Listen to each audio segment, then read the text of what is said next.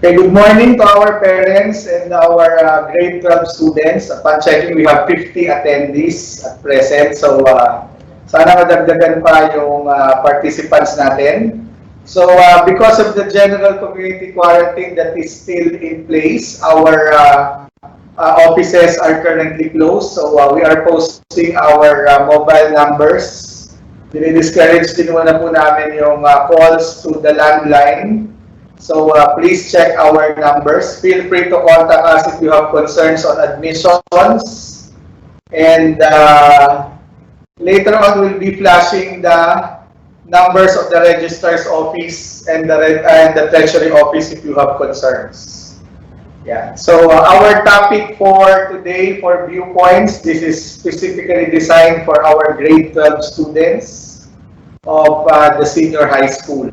Yeah, so good morning again. I'm Professor James Ronald Messina. I'm the head of the Registrar's Office and the Admissions Office. And with me is the principal of senior high school, Tony. Good morning. Good morning. Yeah, so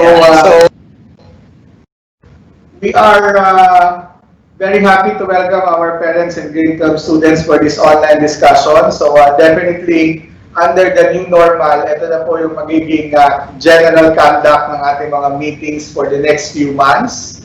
And sana po maging comfortable tayo meeting the school administrators and faculty members by the parents and the students as we discuss critical issues about enrollment, about the senior high school, and about many other things that you may want to clarify. So the last engagement that we had with the parents was during the stakeholders forum, parang several weeks ago. And I am sure after the stakeholders forum until this time, marami po kayong mga questions na gusto ninyong i-clarify. So apologies also if we needed to get some of your time. I understand that examination week yata ngayon. So, but there are some important reports. So please allow us to engage into a meaningful discussion for today. So, ano po, if you flip natin po natin points natin start presentation. We can proceed with the presentation. One questions from our participants. Kita nyo po sa right side ng inyong mga seats tayo dyan, live Q&A. So if you have questions, if you have feedbacks, paki-type lang po yung mga questions dyan. So I will start na. Ayan. Good morning to all. Ayan. Please pose your questions here. So please feel free to share your concerns dito sa ating live event Q&A. Okay? So maybe to start our discussion, I'll turn you over to Ma'am Tony for updates and some important discussion points about the senior high school. Yes, sir. Good morning again. And everyone, we have been receiving, Sir James. In the past days, we have days, pero weeks now, we've been receiving questions. As we approach closer to the end of the term, we have been receiving a lot of questions from our students, especially the grade 12 students. After this term, they're of course looking forward. After this term, of course, looking forward their college application and all the other requirements that they need to secure. So we allotted this meeting today to share to students our updates, the release of your report card, requirements, college application. We'll talk about your completion procedures also, if ever there are still courses that need to be completed. And then some graduation concerns, maybe. Some of you still have questions on that. And then procedures on an enrollment for MCL college programs and other academic services that may involve other. So first is on the release of the report card. So I have been receiving a lot of requests. Next slide, please, Ms. Mia. I have been receiving a lot of requests on issuing the report cards for this school year. Of course, we cannot issue yet because we're still finishing this term. I have been telling the students that If you need your Form 138, the report card for grade 12, we issue that at the end of the school year. And since we're still finishing, we cannot issue that yet. And we have scheduled the issuance on July 10, 2020. But with these limitations that we have modified the usual issuance no, that you have been probably used to, na lahat kayo, you come here on the scheduled date of issuance of report cards, and we all gather here in a certain venue where all your teachers are there also. But obviously, with the limitations of the general community quarantine, we cannot do that. Not even half of the batch can come here kasi napakarami nating students for senior high school. So, we have this two modes of issuing your report cards. One is the digital copy of the report card, and the other one is printed. I'm not saying that we will be giving both, no? Pero dalawang modes yan. Ibig sabihin, if you will be enrolling here in MCL college programs, you may be given the digital copy of your grade. You may check your grade also through your 1MCL, My Grades, no? Yung account niyo sa 1MCL. And that can be viewed as early as July 5. Kasi we will be submitting our grade on July 4. So on July 5, you can already view your grades. And then if you have certain concerns on the grades, even before the preparation, the release of the report cards, you may raise that to us through email. So, mag-view na doon yung digital copy.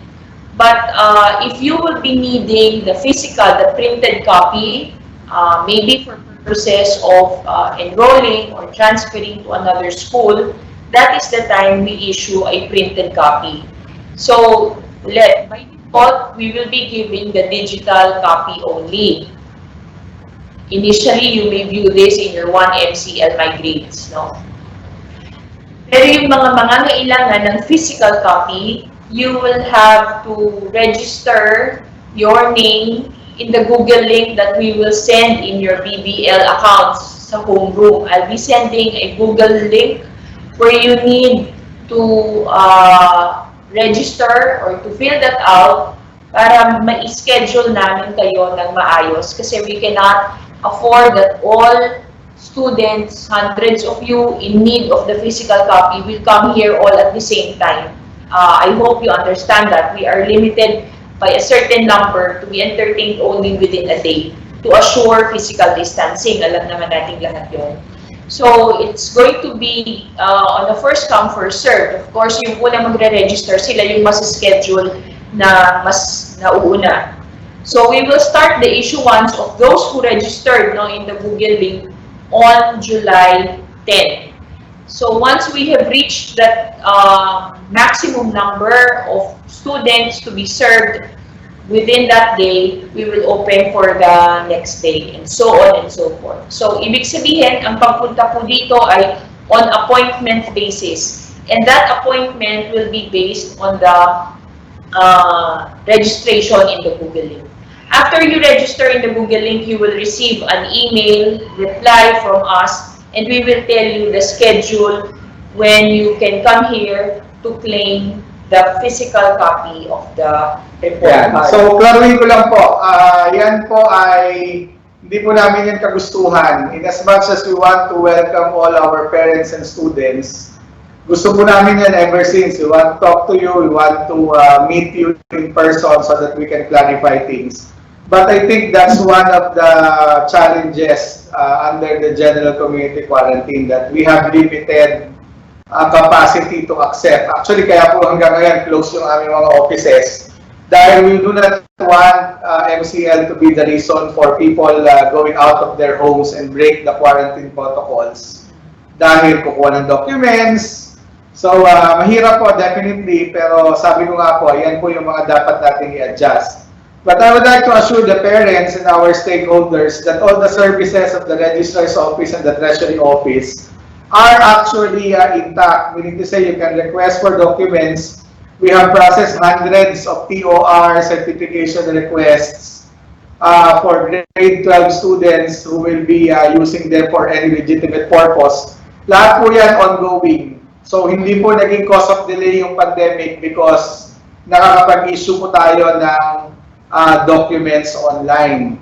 So doon po sa issuance ng report card, ipapaalala ko lang po na sana po mag-MGCQ na medyo i-relax ng konti yung restriction sa paglabas. Pero in the event po that we do not get the upgrade from the GCQ to MGCQ, mukhang yung below 21 years of age na mga senior high school students will still be not allowed to go out of their homes. In that case, may I propose two options. Number one, kung hindi naman po kakailanganin yung physical copy ng report card, at ito naman po ay viewable din naman sa 1MCL, so siguro po wala tayong reason to go to MCL sa July 10.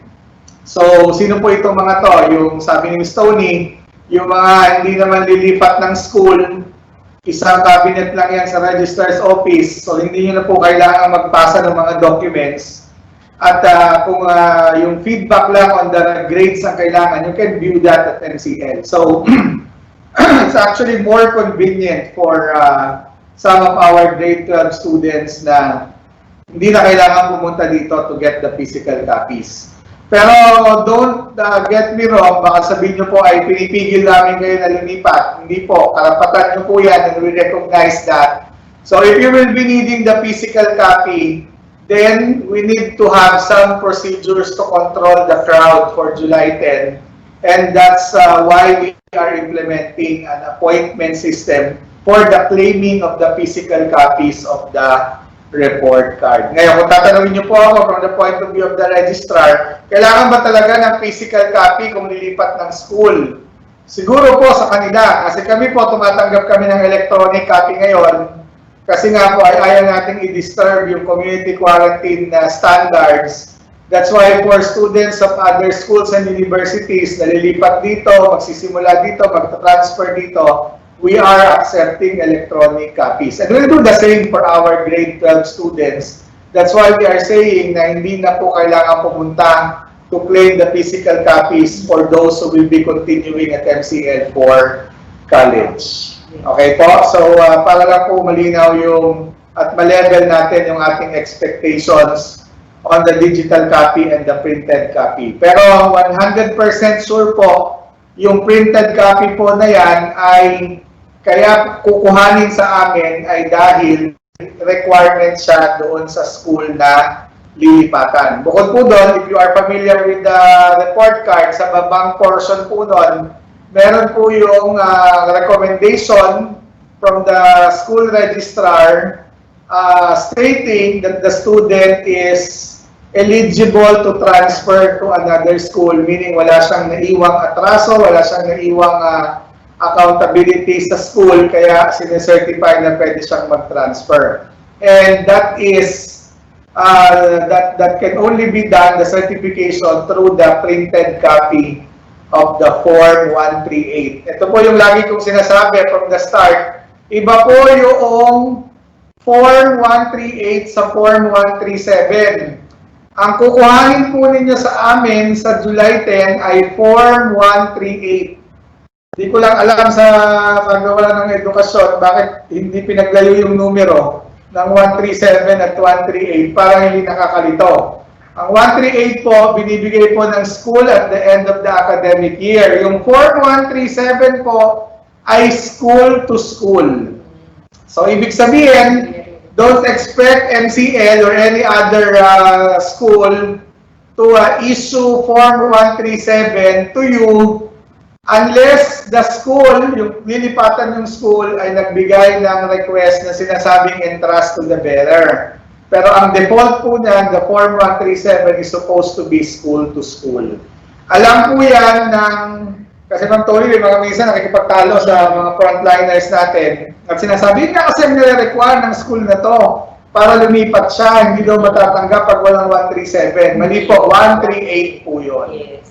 Kasi ang naiintindihan po ng lahat ng registrar na ang Form 137 by default ay school to school. Ang kaibahan po niyan, yung Form 137 is your permanent student record from kinder to grade 11. Samantalang yung Form 138 po ay yun lamang grades ninyo for a particular academic year. So, para po klaro tayo at malinaw yung ating expectations for the claiming of the report cards. So, nabanggit po ni Ma'am Tony yung appointment system. Ang purpose ng appointment para makontrol po natin yung crowd na pupunta sa Malayan Colleges Laguna. Pangalawa po, para po ma-anticipate namin kung ilan sa mga grade 12 students ang magnangailangan din ng ibang certification. Kaya isasama po natin sa appointment system yung survey kung anong mga dokumento po ang kakailanganin nyo sa amin para pagpunta nyo ng July 10, isang issue na lang po kami sa inyo, report card, pati yung mga certification na kailangan ninyo kung kayo ay magta-transfer out ng school. So, yun po ang i-level po natin yung expectations natin dun sa appointment system because that will also have some survey questions so that we can anticipate the volume of the students na kukuha ng mga documents at ma-prepare po namin sila ahead of time. Ayan. So, thank you po. You may continue, ma'am. We also have set some guidelines. Binabanggit ni Sir James na July 10, that's only the start. Pero kapag, as I have said kanina, pag na-reach na yung maximum number for July 10, then we move to July 14, that's Tuesday. Monday po kasi ay hindi nagbubukas si MCL for the disinfecting of the place, no? Pero July 14, Tuesday, then we will open it again kapag meron pang nag-register dun sa Google natin. Then we will also be releasing some guidelines sa pag-claim po kasi we have to observe our health standards. So, no student will be allowed to claim these documents. Only parents or guardians or any authorized adult should be claiming these documents here in MCL. Again, we want to abide by the guidelines sa ating community quarantine, which says na yung 21 and below ay hindi pa pwedeng lumabas ng bahay. So, only adults, parents, or guardians should be claiming the documents. And dapat naka-face mask, syempre, and then you will submit yourself to our health protocols in school before you are pointed or directed to the place of the releasing ng inyong documents. So, ganun po siya. You can expect that, iset lang natin yung expectation pagdating niyo po rito kasi baka inaakala nyo na pagpunta nyo ay dahil naka-assign kayo for that day, ay dire-diretso na. Then, sabi nga natin, by appointment po ito, so kailangan po ay may copy kayo kahit digital or print out nung email, nung respond namin na email sa inyo kung anong schedule ang inyong pagpunta dito para alam natin na talagang you are scheduled on that day na nagpunta kayo. Ano po? So, anyway, we will come up with a letter to all of you with all these guidelines for your reference also. But ganun na nga po yun. So, digital copy dun sa mga hindi nangangailangan ng physical. Yung printed copy naman po by appointment, i-register natin na dun sa ating Google link na ilalabas. Okay? So, that's for the report card. Next, please. Ano ang susunod nating discussion point? Yan. Requirements naman for college application. Some of you have been asking already, requesting, hindi rin alam kung saan hihingi ng mga forms at ng mga documents na kailangan for your college application. You may email your request in this email address flashed on your screen, registrar@mcl.edu.ph, and the subject title, Request for Documents, Senior High School. Email your complete name, your student number, the strand, and what document you are requesting. So, sinabi na ni Sir James kanina, ang Form 137 ay hindi po yan request for your personal copy. School to school po ang nag-uusap ng pag-request niyan. But for college application, 138 lang po talaga ang hinihingi dyan. Yung inyong report card na sinasabi. Kasi ang 137, dahil yan ay document na ninyo from kinder, record I mean, from kinder to senior high school, naiiwan yan kung saan kayo mag-graduate na senior high school. No? So, for other documents like good moral character, certificate of good moral character, tapos yung some of you might be in need of their grades ahead of the release of the report card. So, pwede kayong mag-email in this email address flashed on your screen if you will be needing your certificate of grades, maybe for assessment, no, purposes or evaluation purposes ng receiving school. You may also request these documents sa ating registrar. Okay? You may also use this email if, for example, you are in need of documents for scholarships. No? Meron ding mga ganyan. Hindi naman lilipat ng school siguro, dito pa rin magka-college, but kailangan ng documents for scholarship, yung mga ino-offer na scholarship ng company siguro ng inyong parents. Nestle, for example, would require copies of the grades or the report card. In that case, you don't need the physical copy. You only be needing the certified true copy. So, pwede kong digital yon kapag for evaluation purposes lang of your scholarships. No? Pwedeng i-request din dyan sa email address ni registrar. So, next slide please. Yan, completion procedure, marami ring questions tungkol dito. This term, in our guidelines, nakalagay doon, all courses enrolled for this term is under the can pass, cannot fail policy. No? So, yung courses na enrolled this term, by July 4 or July 5, makikita nyo lang ay dalawa no, sa courses na yon. Either a passing numerical grade or an IP grade. Doon muna tayo sa mga courses na enrolled ninyo this term. So, halimbawa, natapos na yung term at passing na yung grade mo, kahit hindi mo pa natatapos yung ibang online task, pag passing na yung grade mo, i-report na yon, i-encode na. That means you don't need to finish the other online tasks. Kasi, yung teacher ay mag-e-encode na ng iyong passing numerical grade.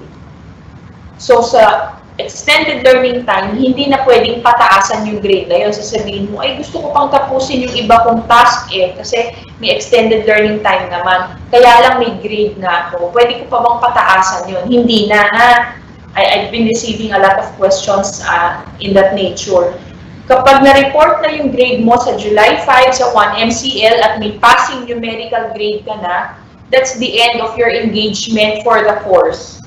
Okay? Tapos na yun. Na-submit na yung grade na yun. Now, if you will be receiving an IP grade, yun yung kailangan nating tapusin or kailangan pa natin i-engage. If you receive an IP grade, but you have started engaging in the course, meaning nakapag-submit ka naman kahit isa lang na seatwork, you may continue engaging, hindi ka mawawala dun sa BBL course na yon. Babalik yung access sa BBL course by July 6, that's a Monday, and you may continue engaging until August 7, no? August 7. Kasi magre-report tayo ulit ng completion grade or ng passing numerical grade by the end of this mid-year term. So, yung mga mag-engage from July 6 to August 7 at nakapasa na, we will be reporting your grade and that your IP grade will now be converted to a numerical passing grade.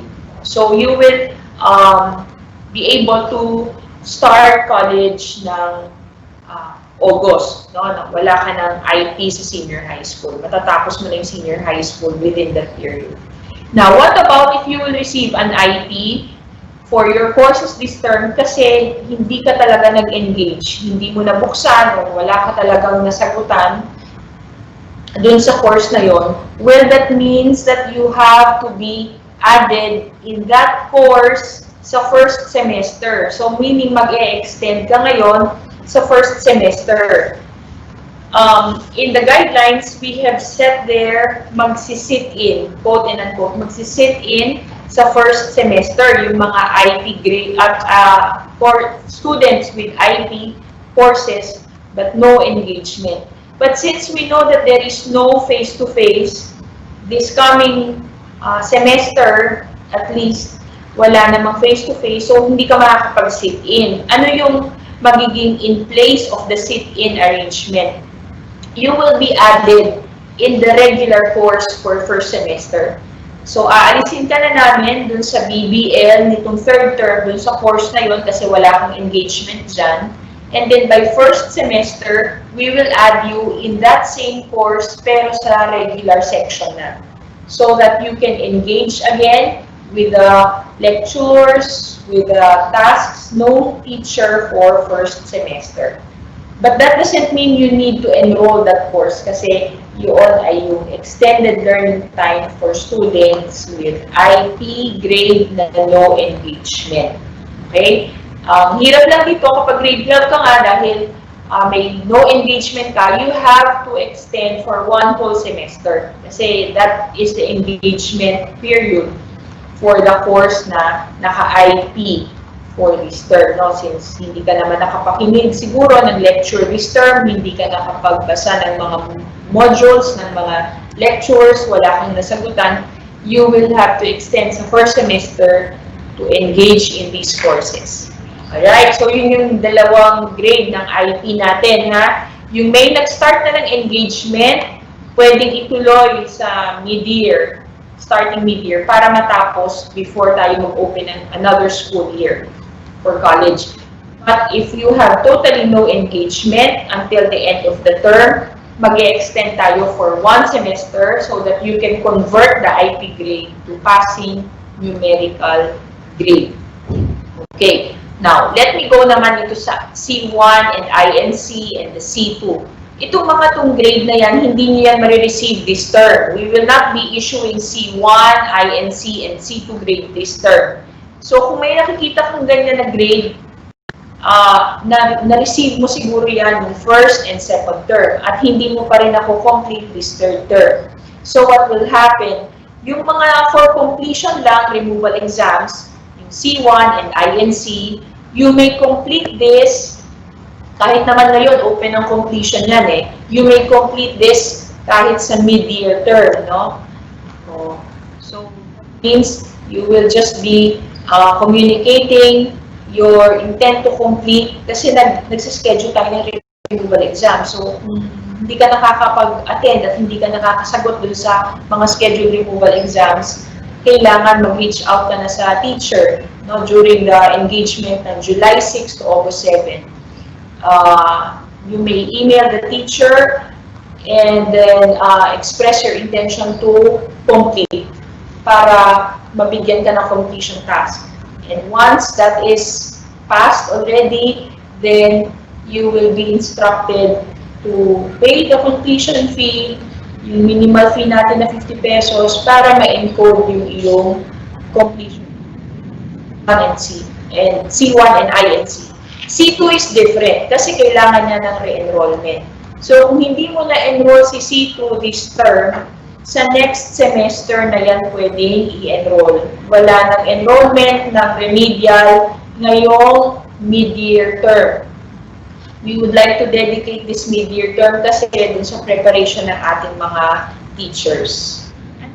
Are graduating, no? Graduating na lang talaga ang i-entertain natin. Pero kung ang C2 mo ay isang buong term, lahat ng courses sa one whole term, that will have to be taken sa first semester na. Pero kung graduating, isa, dalawang C2 lang, then we can still complete that and we can finish that for mid-year. Okay? So, sana clear tayo dun sa mga procedure ng completion sa C1 and INC, tapos sa remedial and your IPs. No? If you have further questions, minsan kasi kayo yung nagtatanungan and then you might be getting the wrong information. Better direct your questions to me. You know, my email address, no? para masagot ko na rightfully yung inyong mga concerns dyan sa completion. Okay? Next item ay, ayan na sir, graduation concerns. Yan. Marami ang nagtatanong kung tayo ba ay may graduation ceremony. Siguro ngayon medyo natatanggap na ng karamihan sa inyo na talagang we are prohibited from holding large group assemblies, and that includes the graduation ceremony. So, for the question, will there be any graduation ceremony this July for the graduates of this school year? We cannot hold the ceremony. Cancel po ang ating ceremony for this school year. But, if you wish to join a graduation ceremony, you may join the ceremony for next school year. Hopefully, hindi na ganito ang sitwasyon natin at we will be in a better condition na, and we will be allowed the large group gatherings, magkaroon ng graduation ceremony. Then, we will allot a separate part of that ceremony for the graduates of 2020. 2019, 2020. Oh, batch, no? Yan. Will there be graduation pictures? Eh, syempre yung pictures, kailangan ng picture taking yan. At pag nag-picture taking, kailangan kayong lumabas ng bahay at pumunta dito para sa picture taking. So, that will be in violation of the protocols ng quarantine. So, hindi rin po natin yan magagawa ngayon, yung graduation picture taking. Saka mahirap kasi may body contact yun eh. May make-upan ka, nagpapalitan kayo ng toga. So, tapos nagko-congregate kayo. So, marami pong issues. Actually, we're talking about more or less 1,000 graduating grade 12 students. And hindi naman kami nag-rant o nagbe-bend. Pero ma-share ko lang po sa mga magulang para ma-appreciate nyo rin yung pinanggagalingan ng school. Yung 1,000 po na yun na graduating students ng grade 12, iba-iba po ang gusto ng mga yon. Merong grupo po ng mga parents and students na naunawaan po namin kayo, gusto ng graduation picture kasi minsan lang nga lang naman gagraduate, hindi rin biro ang ginastos at pagsusunod ng kilay ng bata para makagraduate. And we will be depriving the child of that momentous event na mapicturan. Meron naman po mga magulang na ay hindi ko isasapalaran ang kaligtasan at kalusugan ng anak ko. Diba? Pandemya na nga, graduation pa ba ang iisipin ko? Meron namang okay lang meron, okay lang wala. Diba? So, iba-iba po ang kagustuhan ng mga parents natin at ng mga students pag ang pag-uusapan na po ay graduation. And the school needs to strike the balance among those interests and wants of the parents. Kaya po ang napagdesisyonan ng administration ay, sige, we're not saying no, but not at this time. So, nauunawaan po namin yung sentiments ng parents na pwede hanggat maaari pagbigyan po yung mga picture na yan. Pero pag pwede na po talaga, wala tayong iba-violate at wala tayong isasapalaran na kalusugan ng mga bata at ng mga participants, bakit po hindi pwede? So, de-defer po natin. And I think that that decision is makakarelate ng marami dahil ang dami na naman nating dinefer sa totoong buhay. Ang dami na nating isinantabi because of the pandemic. And I hope you agree, the parents agree with me na ito po yung best decision ngayon sa ngayon. So whenever it is allowed to have the graduation and you are willing to attend, you will always be invited. So hindi naman na kami papayag na mabura o kalimutan sa kasaysayan ng MCL na meron tayong 1,000 grade 12 students na graduate ngayong academic year 2019-2020. So yun po, yung mga restrictions po na yun ang kailangan nating i-handle for the meantime. Okay? So, yun lang ba yung mga concerns natin sa graduation na Awards. yung awards. So, may tinatanong na awards. Definitely po, sabi ko nga, it's a milestone for the students Pero sa ngayon po, ang mabibigay lang namin dun sa bata ay dokumento na siya ay awardee. Yes. Diba? Once po na ma-confirm ng senior high school faculty yung mga list of awardees, we can certify already that they will be given an award. Kaya lang, because of the postponement of the graduation or cancellation for this academic year, ay hindi mabibigay, mata-turn over formally yung mga medals and awards na yun. So, yun lang po. Sana po maintindihan po ng parents yung pinanggagalingan natin dun sa part na yun. So, kung yung mga tanong po earlier na magkakaroon pa ba ng graduation picture, siguro po ay hindi namin yan tatanggihan. Definitely. So, mag-normalize lang po yung sitwasyon. Tatawagan po namin lahat ng graduating students to again offer you the graduation picture. Baka at that time, maiiksi na po ang buhok ng mga kalalakihan dahil hindi nakakapagpabarbero ngayon. Mas maganda po ang magiging itsura nila sa picture. Diba? So, yun po, sabi ko nga ngayon, marami talagang restrictions. So, sunod muna po tayo and later on, we can, kung kaya na natin ipasok yung mga ganyang opportunities, why not? Yun po ang promise namin sa inyo. Pag pwede na, we'll call you, we'll set the date, you can come here for the graduation photo so that pwede natin balikan yung memory ng grade 12 senior high school graduation ng inyong anak. Yes. Yeah. That's a milestone talaga yan, sir. So yung mga awards naman po, kapag talaga siya ay nag-fall dun sa award na yun, lalo na yung mga academic awards, no, with honors, with high honors, with highest honors, kanya na po yan kasi na-earn niya na yan sa grades niya. It's just a matter of time siguro to wait until everything normalizes para yung issuance ng mga medal. But if you will be needing, sir, kasi may ibang school na merong added discount kapag sila ay nag-fall dun sa mga awards na yon. So the certification may do kasi we will be issuing them that certificate that they receive this kind of award or in their graduation. And so yeah, for other graduate, I think those are the questions na dun sa ating graduation. So wala muna pong ceremony ngayong July, and we will wait for things to go back to a better normal. Okay? So, next slide please. Ano ang susunod natin after graduation? Ayan na, enrollment to college. Sir, ito ang dami rin ako nare-receive na ganyan. Sin-screenshot pa nila kasi sinasagutan nila yung mga links para dun sa college application, which is supposedly for new students, meaning new enrollees ng MCL. For the MCL senior high school graduates enrolling for MCL college programs din, yung tatawid lang tayo ng building, ganyan. Hindi na natin din kailangan i-accomplish kasi that's for new students. Our enrollment will start on July 15. Ayan. Kaya nga, actually, natutuwa kami, magandang outcome yan that our grade 12 students are very eager to enroll. Kaya lang, sobrang pagka-excited siguro dahil sa haba ng guidelines na ginawa ko, 12 pages yon. Nakalimutan yung first page sa may bandang kaliwa baba, may nakalagay doon, this is only for new students. Okay? If you remember, we always promise enrollment convenience to our grade 12 students by offering seamless transition. You don't need to take the entrance test. You don't need to submit any document. All you have to do is to wait.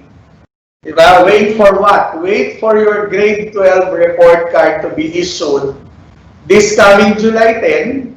Pero kung hindi na nga kayo pupunta dito dahil hindi na kailangan ng physical copy, ang second step ay wait pa rin until July 15 because we are setting July 15 as your dedicated enrollment date for our grade 12 students. Okay? So, malinaw tayo dito sa ating 116 attendees. No need to submit any document. That's the birth certificate that you submitted last 2018, I presume, is still the same. Hindi pa naman. Hindi naman magbabago. Totally ang kanilang mga date of birth, pangalan ng magulang. Oo. syempre. So, hindi nyo na kailangan i-resubmit yung mga documents na yan. Pero kung may changes, yan. Kailangan nyo kaming i-inform dahil baka mamaya later magpa-file kayo ng visa 10 years from now. Iba-iba ang pangalan ninyo sa student record, sa driver's license, sa passport, magkakaproblema kayo. Ang laging hinahanap ng mga ganyang government agencies ay yung mga student records kasi alam nila na yon yung ginamit for 20 years, more or less, at dapat na i-correct ito during the 20-year period. So, ngayon is the time which we receive para mga less than 10, there are some students na nagpabago ng spelling, nagpadagdag ng second name because of the inconsistencies. That is the only time that you need to submit an updated copy of your credentials. Pero kung wala po tayong ganong issue, as I said, wait for the grade 12 report card to be issued this July 10. And 5 days after, July 15, you need to enroll for your preferred college program. Okay? So yung mga nag-aatubili pa rin ngayon, hindi ko lang mahanap dito yung mga ka-email ko kasi ako sumasagot. Sumasagot din ako sa mga emails ninyo. Parang meron 3-4 na akong nakausap na, anong tawag dito? 3-4 na nakausap na from senior high school na nagtatanong about the personal information sheet. So no need to complete the personal information sheet anymore for grade 12 students. Okay? Hihintayin lang natin yung ating report card. Ang kasunod na question yan ay scholarship. Paano po kapag magtutuloy kami sa college, sa Malayan Colleges Laguna? So, dalawa yan. Number 1, we are giving loyalty discount for grade 12 graduates. Okay? So, meron na kayo automatic na loyalty discount. Ilang percent, Mia? 10% loyalty discount. Then, yung mga nag-early bird, ilang percent yung early bird is an additional 5% discount if you availed, meaning you confirm for enrollment until May 2, 2020. So, you will get additional 5%. Pero regardless kung nagpa-confirm ka ng May 2, basta graduate ka ng senior high school, ma-avail mo na yung mas malaking discount na 10%, which is the loyalty discount. Plus the seamless transition to college that we are offering the grade 12 graduates of senior high school. Okay? So ano pa ang mga scholarship opportunities? The usual. Ito, nababalitaan nyo to sa mga ka-works, kamag-anak, pinsan, kapitbahay na nag-apply pero hindi MCL Senior High School. Pre, sister, mga ganon. Meron ako natanggap na email na magkakaroon daw ng scholarship exam sa July 23. Bakit ganon? Di ba ang sabi dati, yung result ng admissions exam ang basis for scholarship. Unfortunately, dahil uli kay pandemic, si pandemic naman lagi ang top 1 reason ngayon sa napakadaming misfortunes ng mga tao. Nung tayo ay nag-suspend at nag-lockdown last March 16, meron tayong close to 700 students. That's for senior high school and 500 to 600 for college na hindi na nakapag-admissions exam. So, unfair naman kung gagawin natin online. Baka sabihin ninyo, akala ko ba magpupuli online kayo? Bakit hindi nyo gawin online yung admissions exam nyo para hindi napupunta yung mga bata? Ay buti kung papayag yung mga naunang kumuha ng exam na sila ay pumunta dito na face-to-face yung exam. Tapos nung bandang huli, dahil nag-pandemic, pinagbigyan kumuha yung 500, 600 students ng online. Tapos bandang huli, sila pa yung lumabas na qualifier sa scholarship. So, hindi level ang ating playing field. Kaya ang sabi natin, para level ng playing field, July 23, lahat ng interesado for the admissions, or rather for the scholarship exam, you will take a face-to-face, pencil and paper, qualifying exam for the scholarship. So far, we have more than 300 registrants already. So, kukuha kayo ng exam sa July 23. At yung ating mga grade 12 na interesadong mag-avail ng scholarship for college, yan din yung pupuntahan ninyong qualifying exam. July 23, 2020 here at MCL. Nagre-register ba? Yes, ma'am. Open na yung ating application period from June 17 to July 17, 2020. So all you have to do is to check our Facebook page. Nandoon na, MCL Admissions Office sa Camalayan Colleges, Laguna. The registration link for the qualifying exam is provided there. You just need to register so that we can give you the reminders for the July 23 exam. So pag nag-qualify kayo doon, yung 15%, 10% loyalty, 5% early bird, pwede pa yung madagdagan if you qualify for the academic scholarship.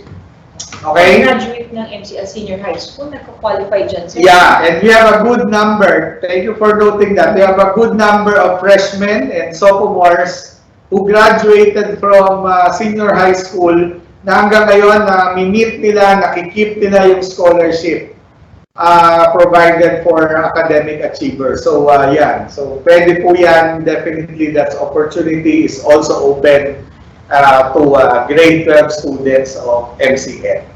So, register now. Yung mga gusto. Yeah. So, ang summarize ko lang. Number 1, wait for July 10 for the release of the report card. Wait for July 15 for your dedicated enrollment schedule. And for the scholarship, July 23, yung scholarship qualifying exam for all aspirants ng ating scholarship programs. Yeah, so thank you. Sir, may nag-question dito si Mami. Nasa Okay. office pa kaya si Mami. Sabi niya, kung sa MCL din magka-college, pwede bang hindi na kunin ang report card? Yes, definitely po. Actually, ini-encourage na nga po namin yan because under the new normal, even though for the several years we have been trying to streamline our procedures and make it paperless. Kaya tayo merong 1MCL, kaya tayo merong yung website para yung mga pwedeng hindi na i-print, pwedeng hindi na i-request at hindi naman kailangan ng original signatures ay makukuha na sa website or pwedeng paperless. So malaking tulong po sa MCL at sa kalikasan kung makakatipid tayo ng proseso at ng papel dahil may mga parents po tayo na opting not to have the printed copy of the report card. Again, linawin ko po, hindi po kami nagtitipid sa papel. Karapatan nyo po yan, pero ang sabi po namin, kung talagang kung hindi naman din po ninyo gagamitin na kailangan-kailangan, at ipopost nyo lang din naman sa Facebook, mas malinaw pong i-post yung naka-screenshot kesa dun sa na-print, tapos pinicturean, di ba? So, kaya-kaya na po natin gawin yan. So, maganda po, mas maganda po kung mas marami na hindi na mag-a-avail ng printed copy. For 2 reasons. Number 1, we can make our paperless initiative fly. That's number 1. Second, hindi nyo na po kailangan expose yung sarili ninyo sa risk ng COVID. Nalalabas kayo dito, mamamasahe para kuhanin yung report card na nabu-view din naman online. That's right. Yeah. Thank you po for the question. Thank you. So, yeah. The numbers are flashed on the screen, Sir James, no? Para Yeah, we'll be flashing our contact numbers. Ayan. So, please contact us. We have here the Registrar's Office and the Treasury Office. Okay? Paano pag wala naman kami transaction sa kanila, Ma'am Tony, nasa mga teachers ang aming mga concerns? Paano namin sila ma-reach? you may reach us in the department through the email addresses that we have flashed also dun sa ating guidelines. We will continue uploading those yung contact details natin, ano. You may reach us through the email of the cluster coordinators or yung email ko so that you can address your concerns to us. Yeah, and also Blackboard. Diba? They can send course messages to their instructors through Blackboard Learn. Yes. Kaya po, yun ang benefit na meron tayong Blackboard Learn kasi yung mga academic concerns and interaction between the students, among the students and also the teacher, the instructors, pwede po niyang gawin yan sa Blackboard Learn. So kaya po ang pinopost namin dito ay yung contact numbers ng frontline offices so that if you have concerns on tuition fee, if you have concerns on rebate, kagaya po ng rebate, may mga nagtatanong po dito about the rebate, about the tuition fee, about the procedures for filing a request for documents, please feel free to contact our frontline offices. We have the Registrar's Office and the Treasury Office. Paumanhin lang po na hindi po namin magawang sumagot. Siyempre po ay nagpapahinga din po ang aming mga frontliners. Sila po ay napapagod din. So, baka po pwede, ang hiling ko lang po sa inyo, pakiusap, please try to be considerate in reaching us during the office hours, 8 to 5. Ako sumasagot ako kahit gabi. Baka meron dito na mga nakaka-receive sa akin ng email. Walang problema sa akin yun, basta nakikita ko na. At saka nakadilat pa yung mata ko. Pero yung iba po namin frontliners, siyempre maghapon na rin po nag-work yan. So I think po, para hindi na rin kayo nag-expect ng reply, pinakamaganda po, i-contactin po natin sila during office hours. Bukod po doon, malamang ang hihingi ninyong mga impormasyon ay makukuha namin sa system.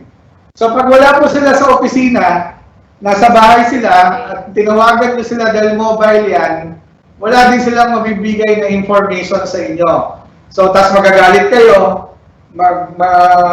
masasama ang loob ninyo dahil hindi kayo nasagot. Kaya para po ma-level din yung expectations on the calls and text messages, gawin po natin yan during business hours para po masagot ng aming mga frontline offices yung mga concerns niyo. Lalo na sa registrar's office, dokumento yan. Magtatanong sa amin, pwede ba akong mag-request ng ganitong dokumento? Eh syempre, titingnan muna namin sa system kung available yung mga hinihingi yung data. And definitely, we can only do that where at the time that we are in the office. So, mas maganda po during office hours. Our office hours po are 9 a.m. to 4 p.m. daily. Tuesday to Friday. 9 a.m. to 4 p.m. Tuesday to Friday. Ayan. Monday, wala kayong office? Meron po kami, pero ang mga employees po namin ay work from home. So, ganun din po. Kung ang mga concerns ay retrieval of documents, lalo na po kung physical documents po yan, hindi namin magagawa yan on a Monday.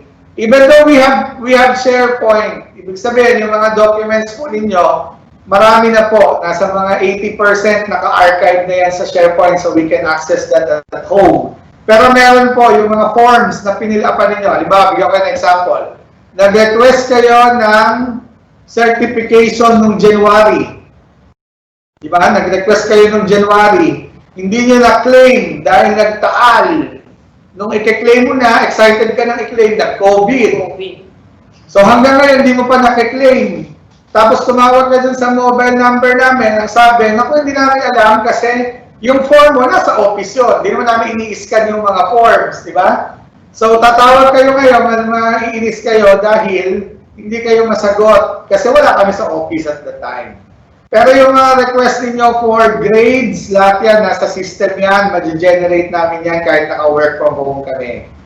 Pero kung hindi naman po, ang pinaka-safe dyan para hindi tayo naguhulaan, masasagot ba to o hindi? Kaya mo niya sagutin ito ng work from home o hindi? Para hindi tayo naguhulaan sa ganon, tumawag tayo 9 a.m. to 4 p.m. during the working hours na nandito po yung aming mga empleyado. And we will be happy to assist you. Marami po dito tiyak na nag-request sa amin ng dokumento during the lockdown and we were able to issue them within 24 hours. Yung mga nag-a-apply sa UST, hindi ko na mabanggitin ang pangalan, pero sinabi ko, UST, Ateneo, PUP, lahat yan, inissuean po namin ng dokumento yan. Hindi namin dinadelay yan. Bakit? Bakit naman namin dinadelay kung gusto nila doon mag-aral? Okay, so nagbabasa nga din po ako minsan ng Facebook page ng ibang school. Dami mga nagre-reklamo dahil sa July pa daw magbubukas yung mga opisina for the issuance of documents. Sabi ko, mabuti na lang kami, simula noong lockdown, bukas yung mga offices virtually for the document request. So, yung po ang assurance namin sa parents. We are issuing documents, it's 100% working. yung ating mga academic services. So, please get in touch with us. Ito po yung mga numbers namin. Bakit po mas preferred namin yung tawag? Kasi pag tumawag po kayo, lahat po ng inyong follow-up questions ay masasagot na sa call. Minsan tatawag po kayo sa amin, mag-i-email po kayo sa amin, may isang tanong. Pag sinagot po namin yan, meron 11 follow-up question. Pero yung 11 follow-up question po, hindi pa isang email yun. Iwa-one at a time pa po yun. O Sir James, nagagalit ka dahil ini-email kayo? Hindi po.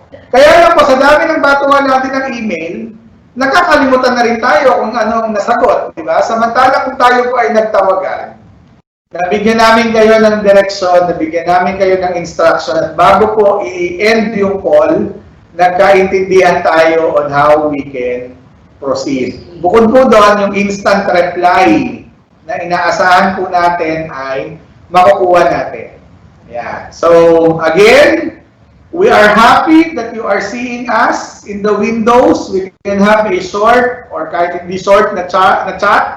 Because of the new normal, we need to put barriers to that communication.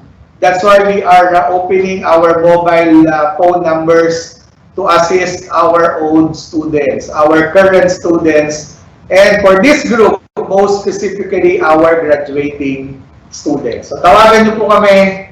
Ayan po ang aming mga contact numbers. Pati treasury po. Yung issue po tungkol sa refund, concerns about breakdown of fees, lahat po yan, ma-address po yan ng ating mga frontline offices. Para lang po malinaw, document requests, enrollment concerns, enrollment meaning how to register, o ano yung mga detalye ng ni-register for the previous term, student records, registrar po yan. Lahat po ng finance-related concerns sa treasury nyo po yan ma-i-coordinate. So, ayan po yung mga numbers ng registrar's office and treasury. Okay, huwag po tayong malito kasi baka mamaya nagagalit kayo sa amin, sasabihin nyo pinagpapasa-pasaan namin kayo.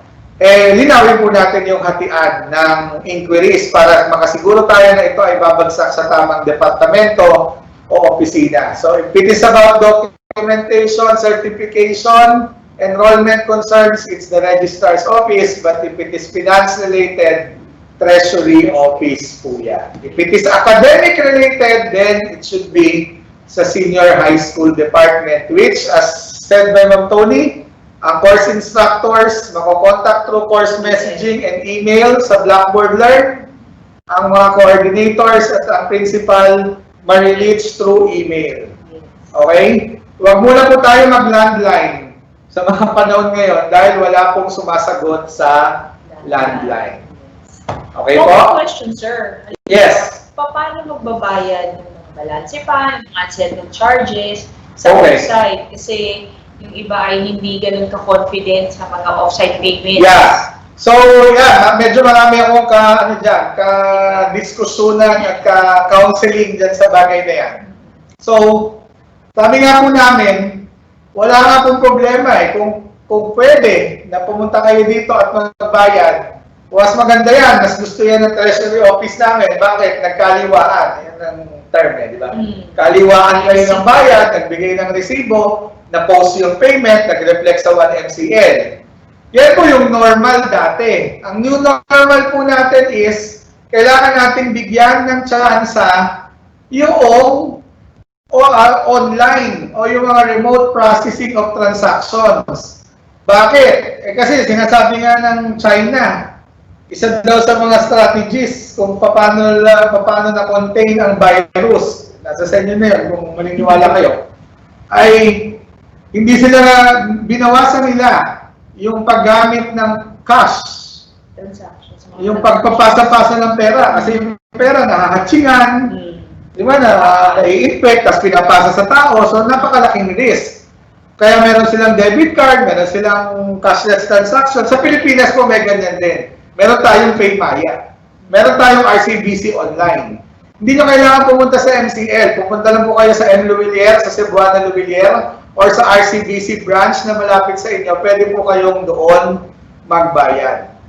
Okay, pero ang ngayon po, personally, and on behalf of Malayan Colleges Laguna, we are pushing for online cashless transactions via PayMaya and RCBC online. Makikita niyo po sa aming website ang detalyadong procedure ng pagbabayad via PayMaya through one MCL and parent portal.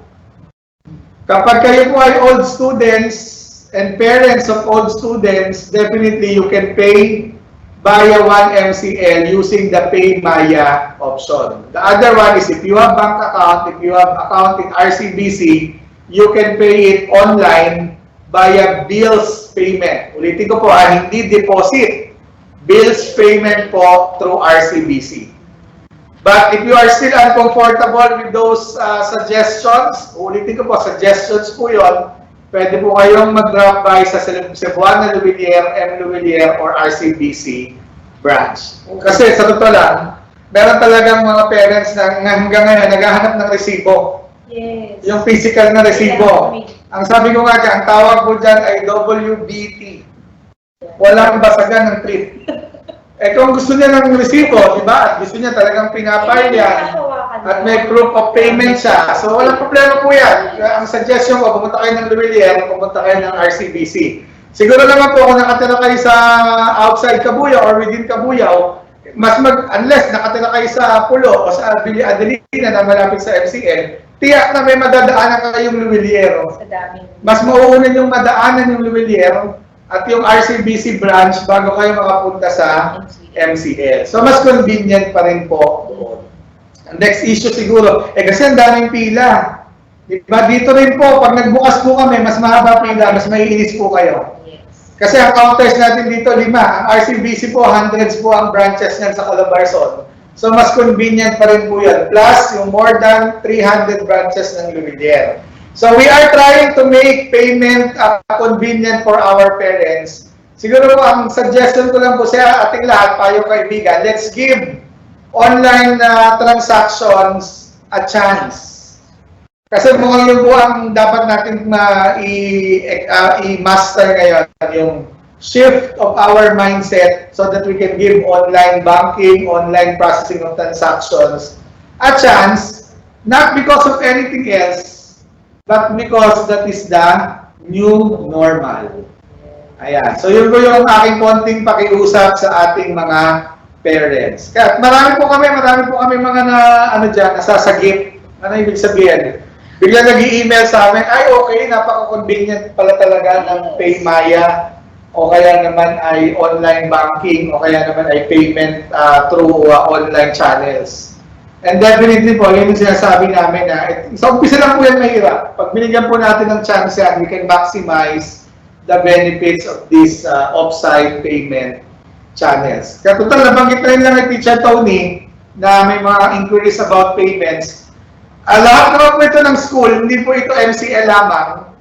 Alam po natin na yung mga anak natin ay gagraduate ng grade 12. So definitely po, they are to be subjected to clearance. And definitely po, number 1 po dyan ay yung clearance from financial accountabilities.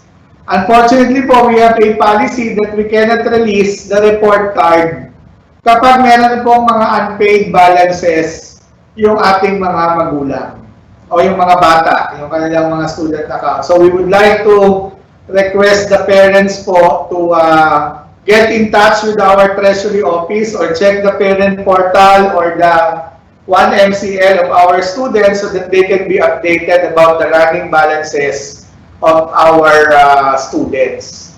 Ayan. So sabi ko nga po, lahat po ng school ay default po yan na policy.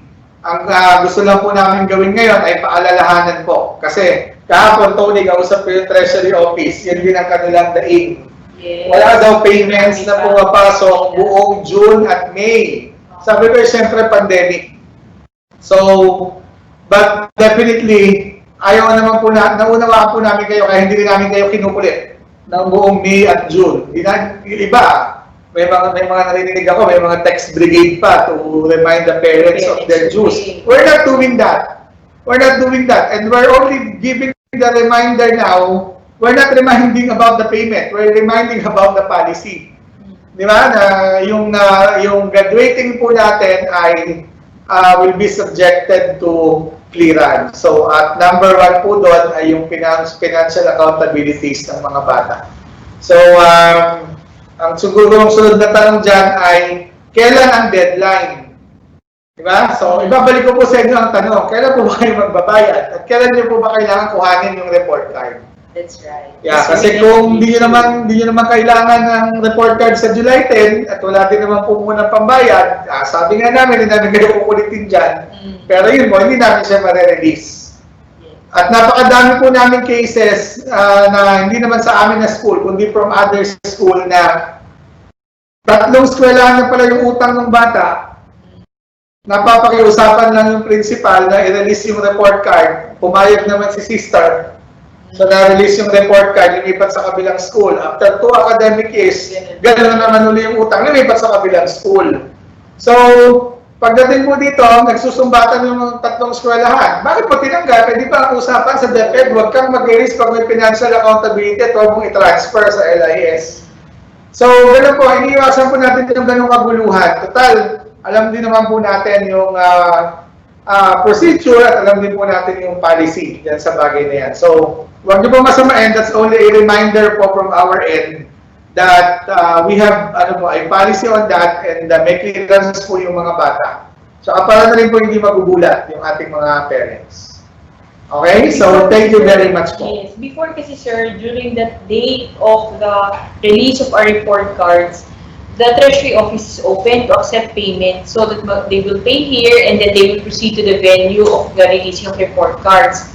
But now we cannot do that. No? Yung on the same date ka magbayad, the same date makukuha mo rin yung report card kasi may appointment system na nga, that's one. And second, we will still verify. If you will register in the appointment link na ibibigay namin, we will verify if clear to release ang report card before we give you an appointment schedule for the release of the report card. Okay, so that should be clear. Baka po kasi kayo ay magtampo na hindi kayo ma-schedule. But of course, we still have to verify yung inyo pong records. So that's for the clearance. Okay. So meron tayong tanong dito, Mia, baka matulungan ako dito. Madadagdagan po ba ang siblings discount dun sa loyalty discount kung sakali or isa lang po ang pipiliin? Whichever is higher. Ayan. So meron po tayong policy na whichever is higher kasi ang discount po ay ina-apply lang natin once. So you can only avail one scholarship, one discount at a time. Whichever is higher. So whichever is higher. Pero yan dun sa academic achievement, binibigay natin parehas kasi grade 12 graduate naman sila. Ayan. Okay po, sana po nasagot ko yung tanong dito. Kapag bank po ba nagbayad na less na po ba yung loyalty discount? Okay? Ganito po yan. Ang basehan nyo po ng pagbabayad sa bangko ay yung lumalabas sa 1 MCL na naka-base naman dun sa Generated Schedule and Assessment or GSA. Kung kayo po ay para po maging tama na po yan, once po kayo ay nakapag-enroll, sabihin nyo po yan sa Treasury Office. Kasi manual po nilang ina-apply yung loyalty discount. Hindi po kasi namin pwedeng i-manual po, hindi po namin ngayon yung pwede i-batch na i-apply. Kasi hindi pa po natin alam sino sa mga MCLs graduates ang mag-MCL para may siguro, total, may ganyang suggestion. Maganda yan. Sige po. Maglalabas na kami ng online registration para dyan para po ma-process na namin by batch din yung application ng grade 12 students na papasok sa MCL. Integrate po namin yan doon sa appointment system for grade 12 report card para po isang form na lang ang pipilapan ng mga estudyante. Thank you po. Bigla kami may mga naiisip na improvement. Kaya maganda tong ganito yung may discussion. Yes. We get also some. Opo. And you can always be assured that we are listening to the parents. Sana po pwede ang BDO or BPI online payments. We're working it out na po since we are now we are having a partnership with the Ayala Group for BPI online payments. But through Paymaya, sir, they can use. Kasi Yeah, opo. Visa and Yes. Mastercard. Kung meron po kayong debit or credit card na may Visa or Mastercard logo, kahit yan po ay anong bangko, pwede nyo po yung gamitin using the Paymaya gateway sa 1MCL. Ayan. Pero kasi yung iba ngayon, kahit may mga account, wala nang ATM. Ayaw na yun lang mag-ATM, ay mga checking account, online banking nila, nasa phone na. Yan. Pero kung kayo po ay merong card, credit or debit card na may Mastercard or Visa logo, you can pay by Paymaya through 1MCL or parent portal. Is it possible to request e-copy of documents like grades and diploma? Definitely yes, because we support paperless transactions. Definitely po. Ang tanong lang po dyan ay kung tatanggapin ito noong pagsasubmitan ninyo. Okay? Kaya ang pinaka-suggestion po dyan, linawin nyo po yan sa eskwelahan na tatanggap kung sila ay okay na mag-receive ng electronic documents. Ang number one po kasing problema lagi namin dyan ay authenticity. Kasi sa dami ng mga marunong mag-Photoshop, minsan po, pag nakita niyo yung mga electronic documents ng mga bata, sobrang ganda na ng records. Kasi pinotoshop na. So, kaya, ayan, sabi ko nga, kasalanan din natin yan. Pinasukan natin ng kalokohan, yung napakagandang proseso, which is online. Kaya kaya na tayo nagdududa tungkol sa authenticity ng documents. Pero sasabihin niyo sa akin, yung iba lang naman yun, paano ako, hindi naman ako gumagawa. Kaya po nadadamay tayo. So, linawin niyo po yan sa university. Tatanggap po ba kayo ng electronic versions ng mga documents? Sabihin niyo na rin po yung aking suggestion. Meron pong suggestion si Sir James. Kilala niyo po ba siya? Ang suggestion niya po ay para makatiyak kayo na hindi tampered yung document na yan, ang mag-i-email po ay sila. So, from MCL registrar to the registrar of another school or university, kami ang mag-i-emailan using the official email accounts para makatiyak sila na hindi dumaan sa inyo o kaninong kamay yung dokumento. So, marami pong eskwelahan na open-minded dyan. Pumapayag sila basta ganun yung offer ng school. And pag nakausap nyo na po sila, balikan nyo po kami so that we can process the documents. Okay? Ayan. If transfer po to Mapua, can the document 138 and good morning be forwarded to registrar's office? Ito po ay transfer from MCL to Mapua or from Mapua to MCL. Bago niyo po yung sasagutin ko na. Mas madali po yan because we are both Mapua schools. So we can do that registrar to registrar transactions. Kung ayaw pa rin ng online, we can send that. We have weekly trips to Mapua. We can send physical documents if they need it. Yan. So yun po ang sagot. Yes, that's workable. Need po ba to pay reservation fee for college or voided na po? We are no longer accepting reservations. So if you were able to submit the document until May 2, you are considered reserved. So dalawa po yan. Baka pinanggagalingan nito yung nag-send ng document pero hindi nakapagbayad. Basta po nag-submit kayo ng document pero hindi nyo nabayaran dahil lockdown, we are considering you to be reserved. And that entitles you to additional 5% discount for the early bird. Okay po tayo? Yan. So, loyalty po kami, it means 10% kami, early bird din po kami, kaya lang may lockdown, kaya di kami nakapunta ng May 8. Consider pa kami, yes, basta, ulitin ko, yes, basta na ipasa sa amin yung pre-enrollment confirmation agreement until May 2, 2020. So, kahit hindi nabayaran yung reservation, basta na ipasa yung pre-enrollment confirmation, ibig sabihin, you are reserved student and you are entitled to the 5% early bird discount. Okay, good morning po. Kung IP, no engagement po, may babayaran pa rin po ba for the next term na kukunin yung subject? Wala na. Free yun. Free yung engagement dahil part nga yun dun sa guidelines natin.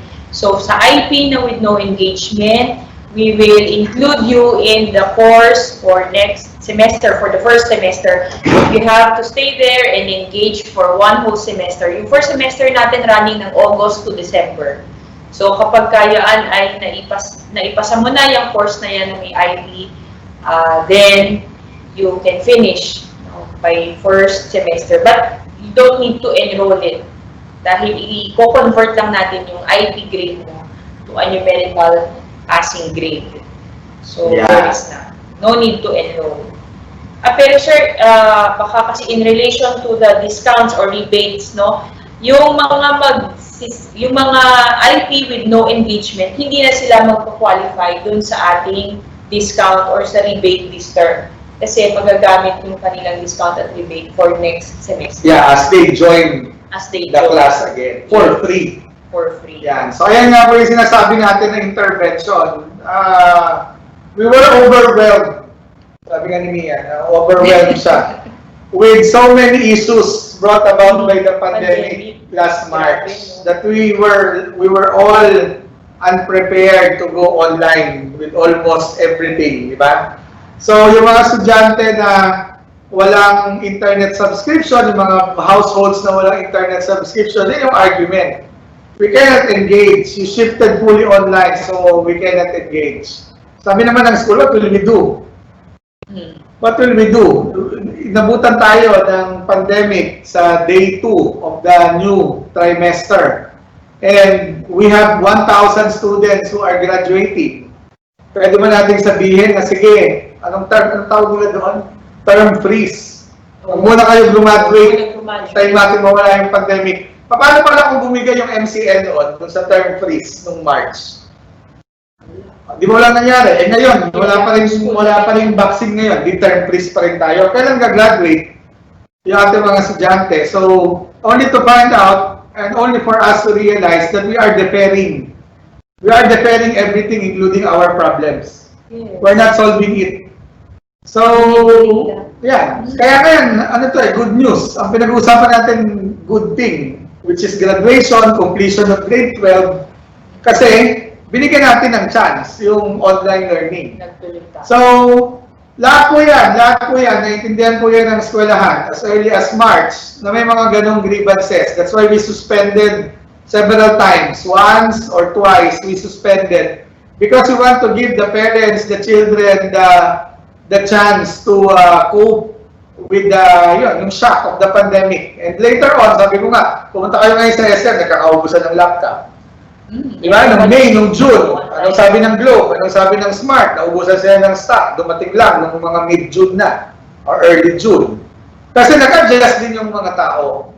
And part of the adjustment that MCL is giving to the parents is that, yung may mga issue na connectivity, definitely, tuturuan uli namin kayo for the first term. Siguro naman, 4 na buwan na tayong, di ba? 4 na buwan na tayong naka-online, nakabuelo na tayo para makakuha tayo ng magandang internet connection at mabigyan natin ng chance yung online learning.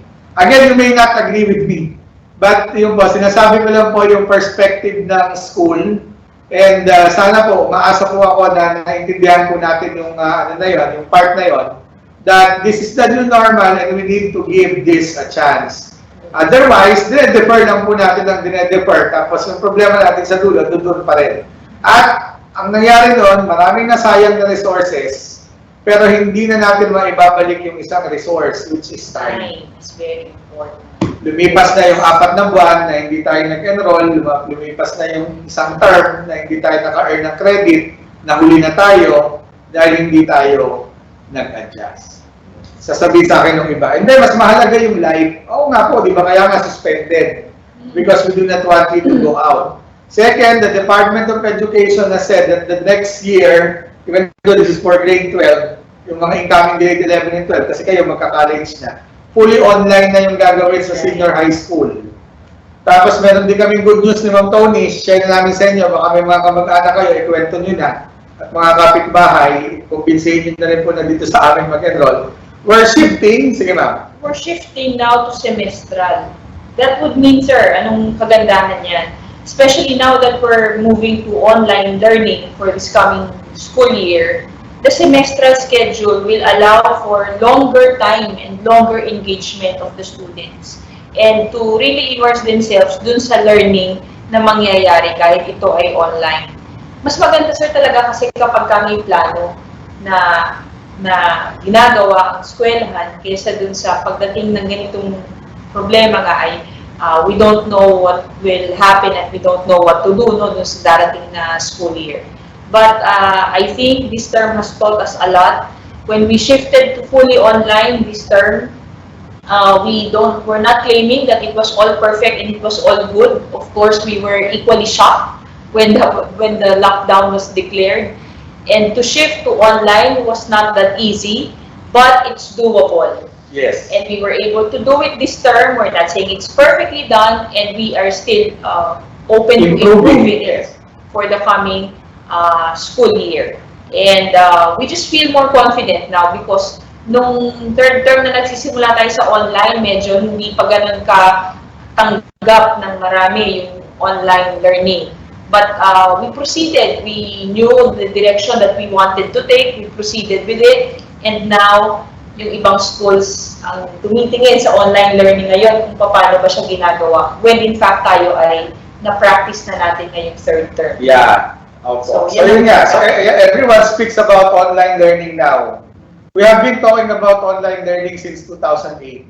We're not saying it's a perfect system, but since 2008, there were already more improvements done for online learning. Kaya sabi ko, we are going to adapt the pandemic mindset. Everyone in the world is adapting, is adjusting. So the next question would be on our end as parents, as students, what could be the adjustment that we can do so that we can give this a chance and we can work things out.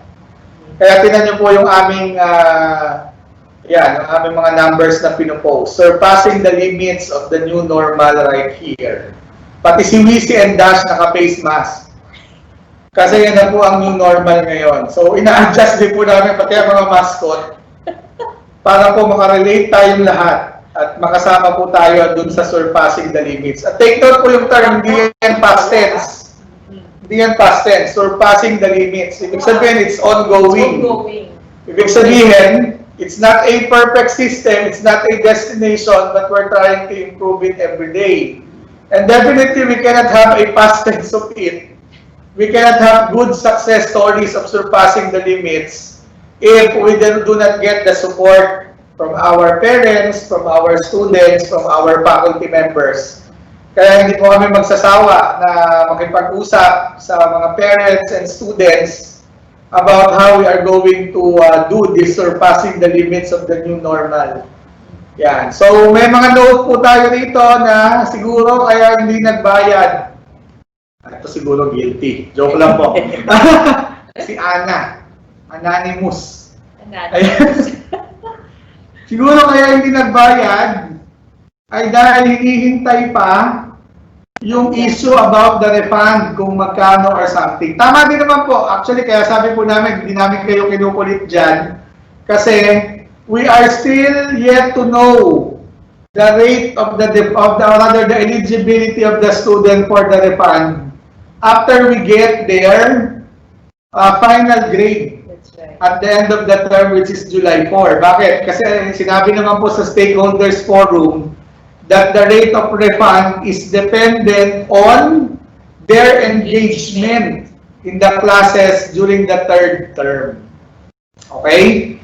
So, yun po ang hihintayin natin. July 4. And sabi ko nga po, hindi ko po kayo kinukulit doon sa bayad. Yun po ay na-remind ko lang. Nasabi ko lang po dahil pinag-uusapan natin yung graduation clearance. Yeah. So, dependent din yan sa yes. Previous questions. Sige, let us answer them since this is now the open forum. Pwede daw po bang bilhin na lang nila yung toga at sila na lang ang mag-picture sa kanila? Ayan. Actually po, siyempre hindi natin sila nabigyan ng guidelines about the graduation. Pero sige po, bibigyan din namin kayo ng idea dyan. Yung mga previous graduation po ng MCL, college and senior high school, nakalagay po dun sa mga letter na pinapadala namin to explain the fees for the graduation ay toga rental. Ano po ang ibig sabihin? Pinaparenta ng eskwelahan yung toga. Partly correct, pero it doesn't mean po that we own the toga. Kasi nirerenta rin po namin yan sa supplier. Kaya po yung tanong po dito na pwede bang bilhin yung toga para may suot ng bata at mapagpicturan, siguro po mabibili nyo pero hindi sa amin. Kung papayag po yung supplier. Sige po, utang namin yan sa inyo. We'll try to coordinate that with the supplier and ask if it is possible for you to purchase the toga for souvenir. So, tingnan po natin yan. So, pero yun po, linawin ko po na hindi sa amin yung toga, nire-rent lang din po natin yan. Meron dito nagre-request ng virtual graduation. Gusto niyo po ba talaga yung virtual graduation? Kasi yung mga nag-virtual graduation po, parang marami rin ng bash. Kasi nga naman, parang, ito ay comment. Linawin ko po ito, nabasa ko lang po ito, hindi ito sa akin. Ang sinasabi ko ay, ginawa niyo lang yan para makasingil kayo ng graduation fee. Diba? So may mga ganong comment. So, kaya po yun ang tanong ko rin, gusto po ba natin ngayon kung talagang magiging empty naman po siya? Yung mga nag-ganon kasi, sir, from the schools that I have checked, nakasingil na kasi sila. Yeah, nasingil, kaya ipinilit na lang. Sorry for the term. Para hindi na i-refund, pinilit yung virtual graduation. Second, Enero pa lang, nag-graduation picture taking na sila. Sa case po natin, second term pa lang po natin yon. At hindi tayo pwede magpa-picture ng ganun kaaga dahil baka mamaya mapapicture na namin tapos hindi gagraduate, iakablan na ako sa DepEd at sasabihin na gumuho ang pangarap ng aking anak dahil pinangakuan ninyo, pinicturean ninyo, nag-graduate tapos hindi pala. Ang hirap po dahil mga ganung technicalities po that we have to deal with. Kaya as part of due diligence, we only seek the services of photo studios pag mga 70% sure na yung bata na gagraduate. Minsan po yung 70%, meron pa po doon mga kinakausap kami at sinasabi namin na talagang hindi ka umabot. Pero at least ready na yung picture mo. Ayan. So may mga ganun po. Sana po maintindihan niyo po yung posisyon ng school sa bagay na yan. Pero just to accommodate the idea, ito sinabi ko ito nung stakeholders forum, maybe we can organize again as part of the exit survey sa mga grade 12 kung preferred ba nila yung online graduation. Kasi baka po mamaya, hindi naman ganun kadami yung may gusto ng online graduation, tapos sila yung magsasabi na nadamay kami. Eh, ayaw naman namin yan. So, tingnan po natin. Will be requiring something else also from them. Yeah, opo. Execute yung online graduation na yun. Opo. Pero atin po natin yan, pwede naman natin alamin, pulsuhan yung ating mga stakeholders kung ano ang kanilang nasa sa isip at nasa sa loob tungkol sa graduation. Pero makakatiyak po kayo na nauunawaan namin, nakikisimpatya kayo sa kalungkutan na yan. Kami po ni Ma'am Tony, ako po ay nakapagpatahi na ng barong para sa graduation. Every year po ako nagpapatahi ng barong dahil hindi ko makasya. Anong kulay ang barong mo dapat, sir? Hindi ko pa nga nakukuha dahil na-lockdown. Ayan. So, ganun po, ready po kami dyan sa graduation na yan. Pero dahil po sa pandemic na ito, sabi ko nga, talagang siyang tampulan ng sisi ngayon. Sir, Kaya bago po kayo magalit sa amin, magalit muna po kayo sa pandemic.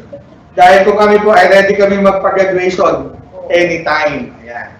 May sinasabi si Ma'am sa data privacy. Kasi sa online graduation, may data privacy issues din yan.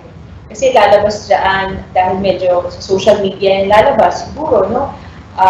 Yung iba na gustong ano lang ang kanilang information kasi lalabas ang mga pangalan, syempre i-acknowledge yan as graduate. Baka magkaroon may picture, baka magkaroon tayo ng data privacy issue din dyan. Ay, ito po mga bagay na tayo very strictly kasi ino-observe ni MCL. Yeah. So, kailangan niyaan lahat ay amenable sa lahat ng magulang. Opo. Take note, wala naman sigurong minors. Wala. Pero since they are DepEd, kasi we are bound to follow the child protection policy.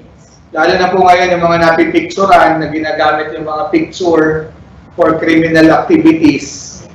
Sasabihin natin, wala naman tayong control doon eh. Oo nga, pero dahil nag-online graduation tayo, nagamit pa yung isang maayos na event na gusto lang naman natin na ma-celebrate yung milestone ng bata. pero nagamit pa siya sa isang criminal na activity na ayaw naman natin na kumbaga pwede namang maiwasan.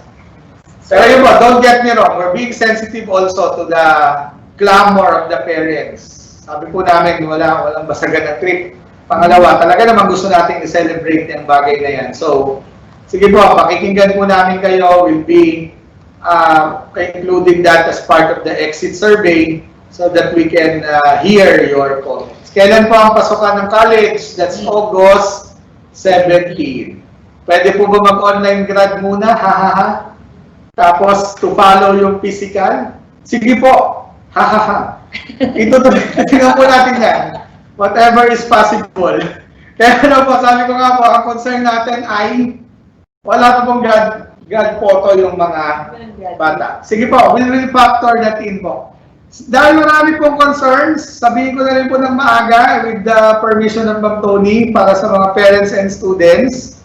Dahil marami pong concerns about graduation, maybe we can set another meeting with the parents and hopefully we can improve the number of attendees.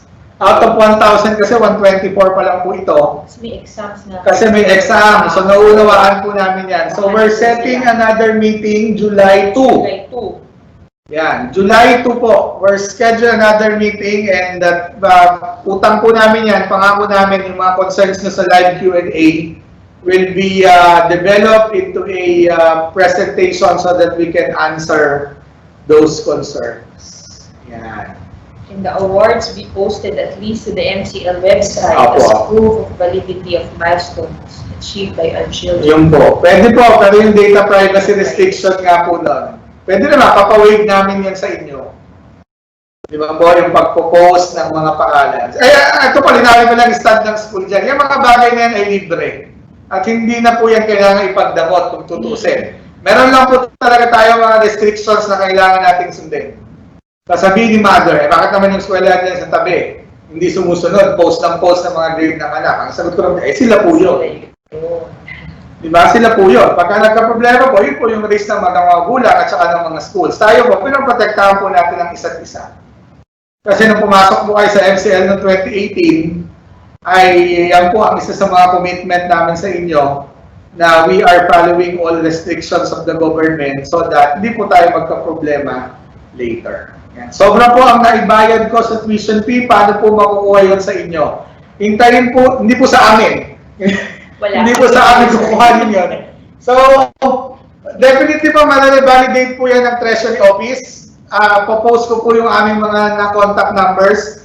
Pakitawagan nyo po yung Treasury Office o i-text nyo po sila, bigay nyo po yung student number ng bata para po ma-confirm natin na sobra yung naibayad para po ito ay maibalik sa inyo.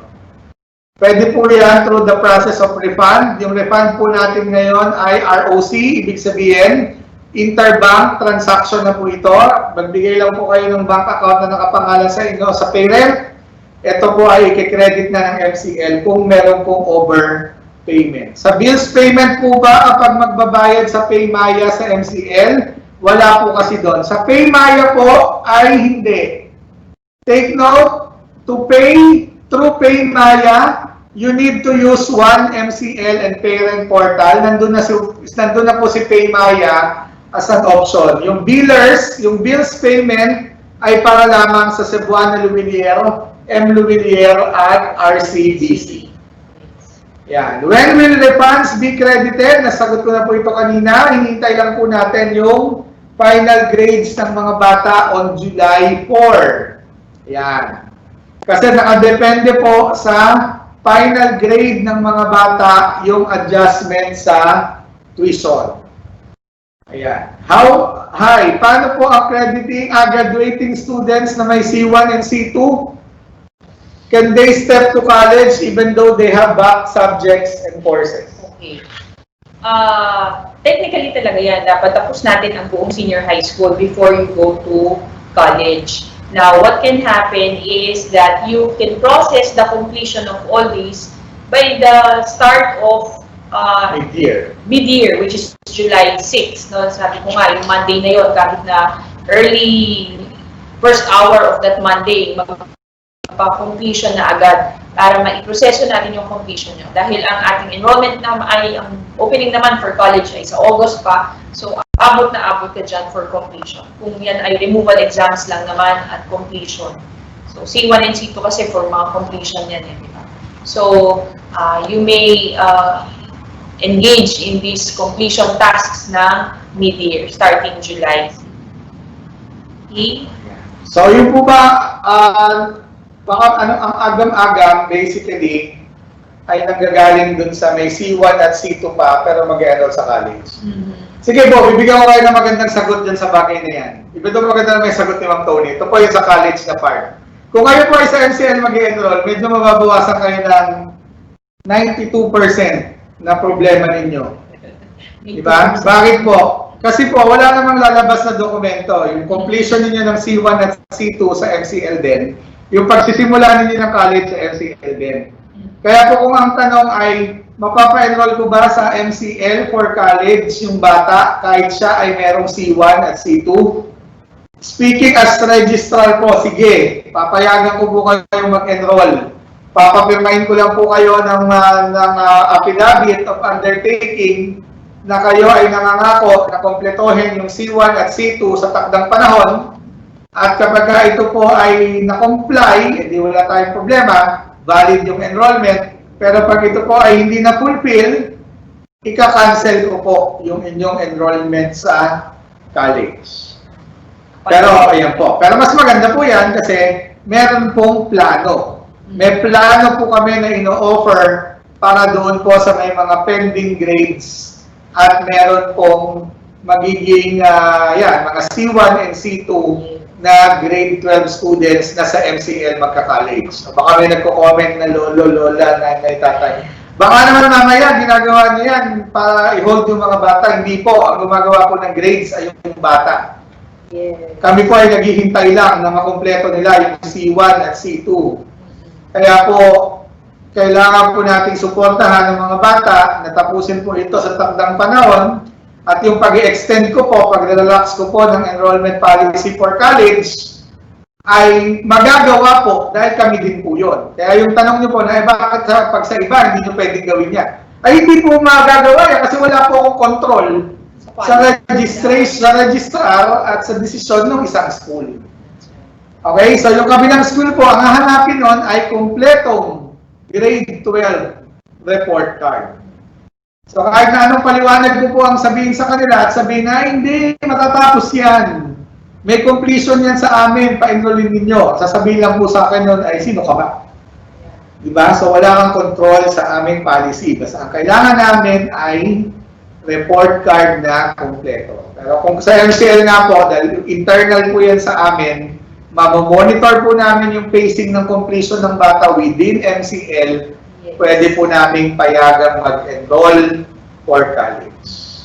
Kaya pala may tanong din kanina, when ang late enrollment for college sa MCL? Ang late enrollment po by definition, nagsisimula po yan 1 week before the start of classes.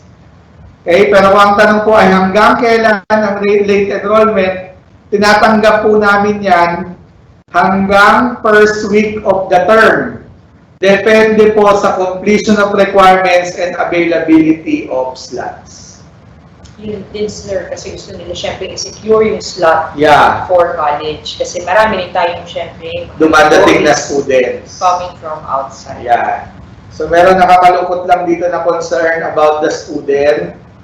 Ang gusto niya ay NBI Science. Environmental Science. Unfortunately po, we have decided to discontinue the Environmental Science program starting last year.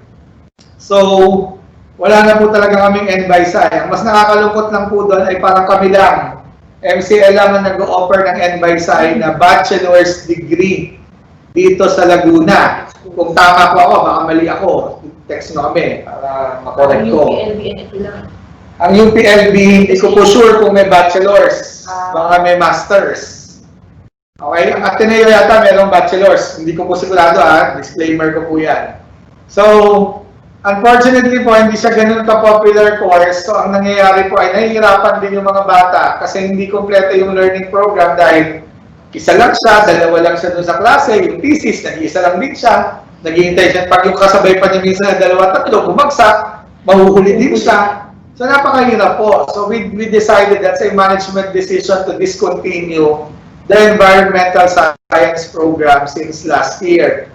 Ngayon po, kung papayag po kayo, ipakausap po natin sa guidance yung inyong pong anak para po mabigyan ng career counseling kasi baka meron pong alternative tracks po o alternative na college programs na pwede sa kanya at later on, hopefully, mahalin din po niya yung program na yon. Ako po, naniniwala ako na yung pumipili talaga ng NBISI as a first choice as a college program. Ito yung talagang may passion sa science at saka sa environment. And naniniwala po kami, Teacher Tony, na hindi yan dapat pinipigilan. Kaya lang talagang wala po kami ganung program na since last year. Pero kung meron pong alternative programs, we are very eager to support the student in career counseling by offering career counseling. So, ito po yung contact numbers namin. Kahit sa register na lang po kayo mag-text or mag-email para po ma-refer po namin siya sa guidance. Hindi po huwag kayo na-refer sa guidance ay may problema. Kaya nga po tayo pupunta sa guidance ay para mag-guide. So, kasama po sa services ng guidance yung pag-advise kung ano po yung mga career opportunities and options considering the strength of the student, inclination, interest, study habits. So, ayan po. Okay. Since hindi po ba mababawasan ang fees for engineering program since hindi naman gagamit ng laboratory equipments ang mga magulang na kailangan gumastos para ma-meet yung PC requirements na binigay ninyo? Ito po ay tanong uli ni Ana. Anonymous. Ayan, anonymous. Hindi po mababawasan dahil this is for most programs. Again, this is a good news for everybody. Yun pong mga laboratory courses na kinagisnan natin na pumupunta yung mga bata sa laboratory for actual learning experience. Ito po ay dinifer namin. Ibig sabihin, lahat po ng hindi kayang ituro sa laboratory for the first term, especially for incoming first-year students, inakyat po namin yan sa second, third term ng first year o second year. Ano po ang ibig sabihin? Ang first term po nila ay karamihan lecture courses. Okay po? So, yung tanong po ay mababawasan ba ang tuition fee dahil hindi magagamit ang laboratory equipments? Hindi po, kasi ang ibibigay po sa inyo ngayong tuition fee ay na-factor in na yung kawalan o yung deferment ng laboratory courses sa ibang term.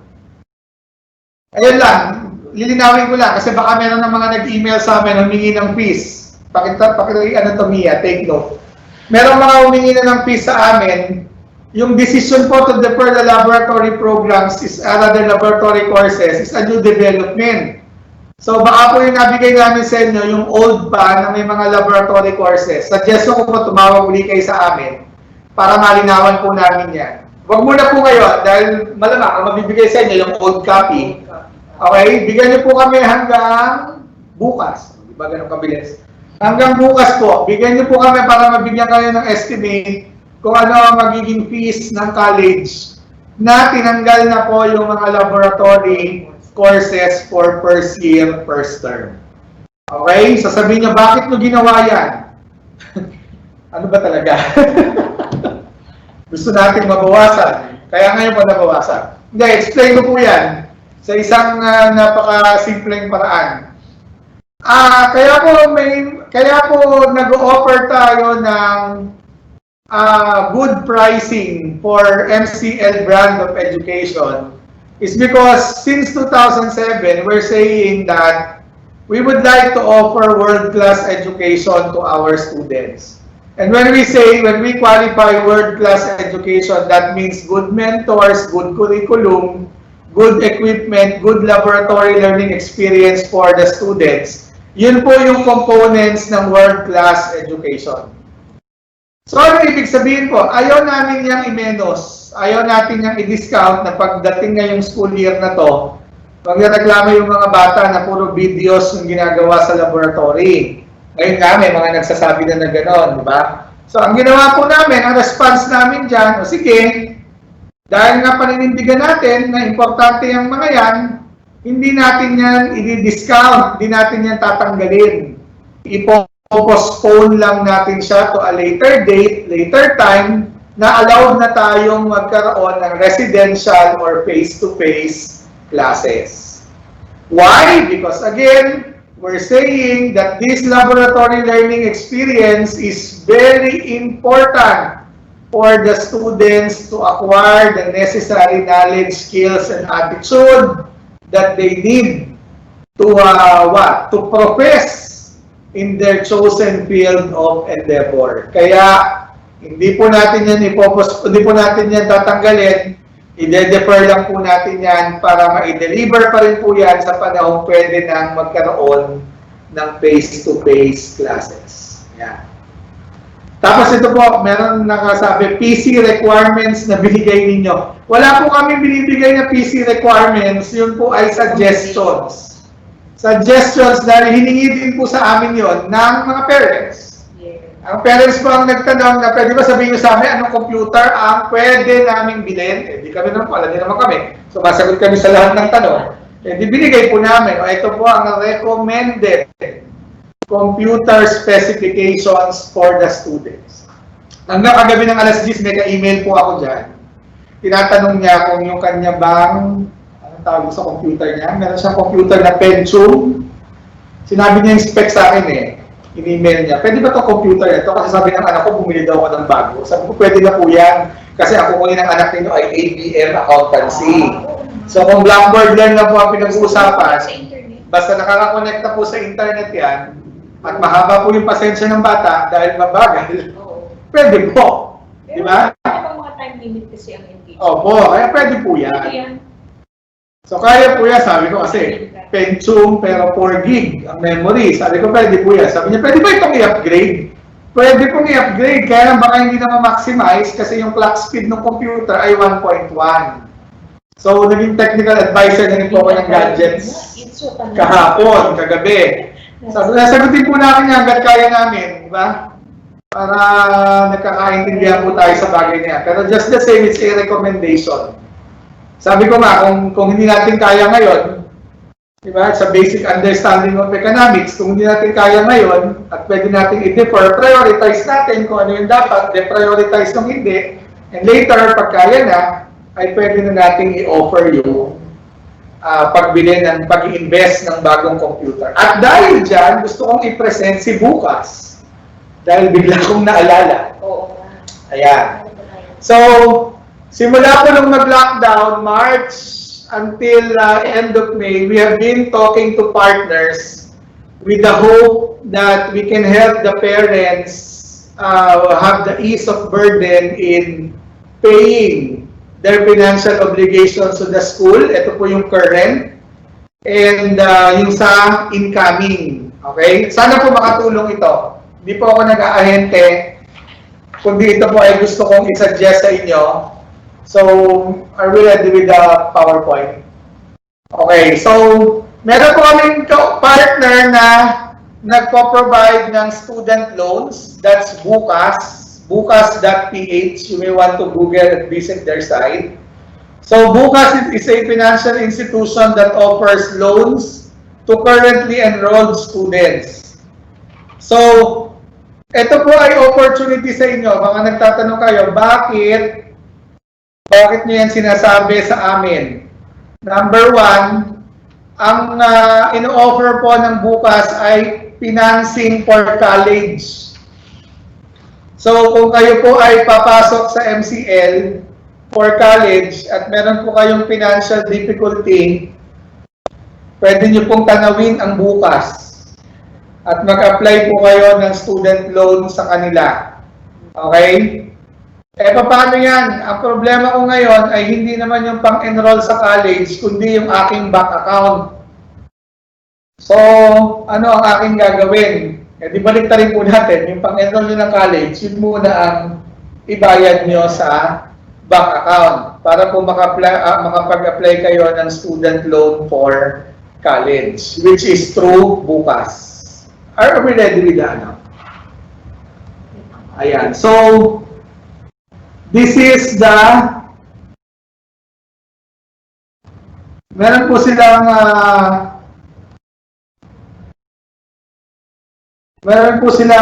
details. Actually, ito pa ay nakapost na rin sa ating Facebook page. Kung gusto nyo po siya i-visit, pwede po. Kasi nandoon na po yung details ng ating bukas loan.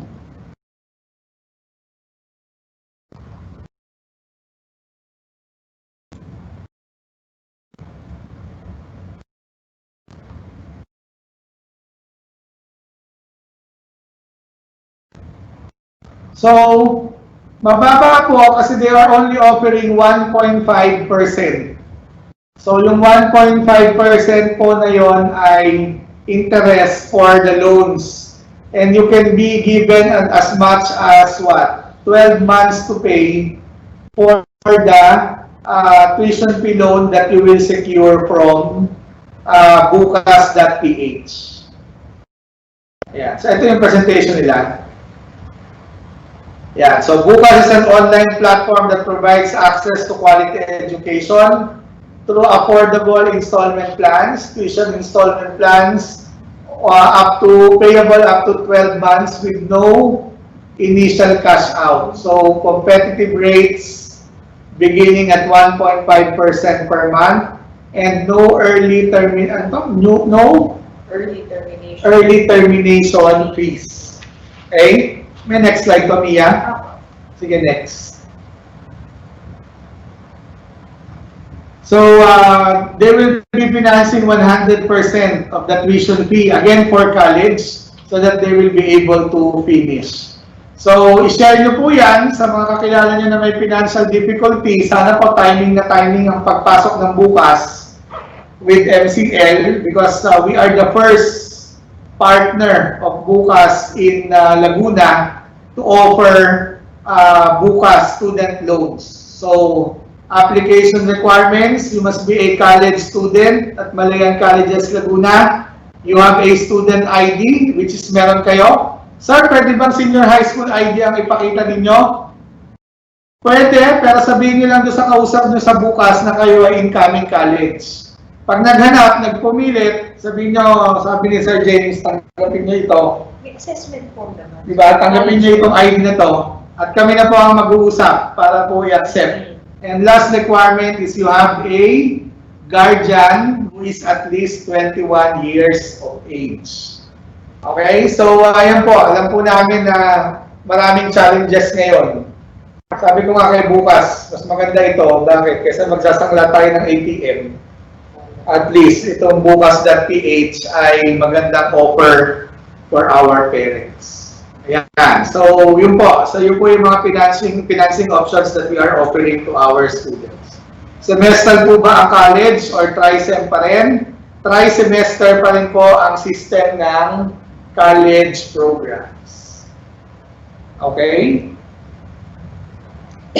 Yeah. So, easy online applications again for Bukas. Yung mga features po na over 800 payment branches nationwide.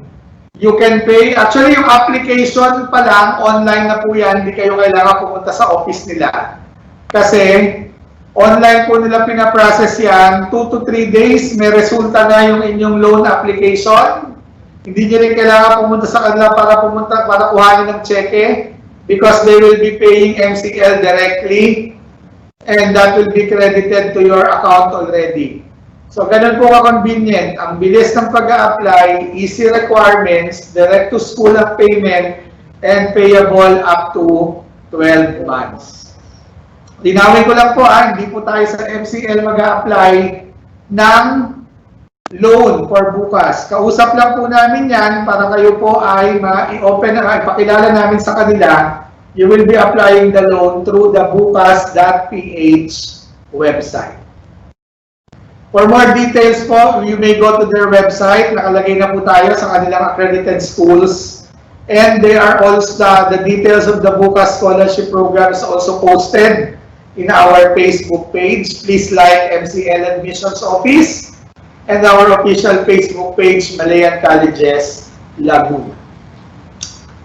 Okay, so thank you very much. I think wala na mga questions. And again, if you have more questions, we will be glad to answer them in our follow-up meeting on July 2. July 2, 9:30 to 12 o'clock. Again, that's Viewpoints for our grade 12 students. We're saying that this is the new normal.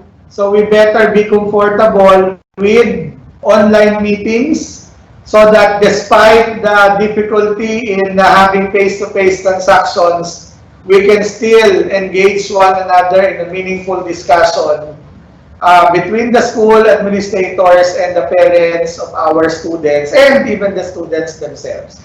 Ma'am Tony, baka meron kang gustong finale remarks? Yes. We still have a few more days to engage. So hanggang 26 naman, nakabukas yan inyong mga BBL accounts. So engage lang ng engage, lalo na sa ating nag-expect tayo ng graduation, no, na by the end of the term. So I would like to congratulate you already this early because really it's a milestone to finish senior high school. And we celebrate that with you as well. Thank you very much for attending and spread the word na sa July 2 may one more Viewpoints meeting pa tayo for grade 12. Meron lang naiwan na tanong, pwede bang pati enrollment ay online? Yes po, we're doing online enrollment na. So pag sinabing online enrollment, yung pagpili ng courses, pagbabayad, lahat po yan online na po yan ngayon. Ayan. So thank you very much again. We'll be flashing again our numbers. Take note of our contact number so that you can still reach us if you have concerns and clarifications about Malayan Colleges Laguna and all our open admissions and enrollment concerns. Ayan po yun. We have the numbers of the Registrar's Office, the Treasury Office for all your concerns. For finance-related concerns, Treasury Office po tayo tatawag. For enrollment, certification, and documentation requests, Registrar's Office. For academic-related concerns, please message your instructors through Blackboard Learn course message or email the cluster coordinators and the principal if you have concerns that you need to elevate at their levels. Okay? So, on behalf of our President, Dr. Reynaldo Bibea, who is also the President of Mapua University and all its subsidiaries, our administrators, our faculty members, and our more than 6,000 students from both senior high school and college. Maraming salamat po to our 130 plus attendees for this session of Viewpoints. I hope we were able to answer your concerns and give you our assurance that we are on track with surpassing the limits of the new normal right here at Malayan Colleges Laguna, Mapua School. I am Professor James Ronan Messina. Ako po yung moderator nyo ngayon with Miss Tony Levita, our senior high school principal. Ingat po kayo, magandang araw, and join us again for the next Viewpoints this coming July 2nd, 2020. Thank you very much po.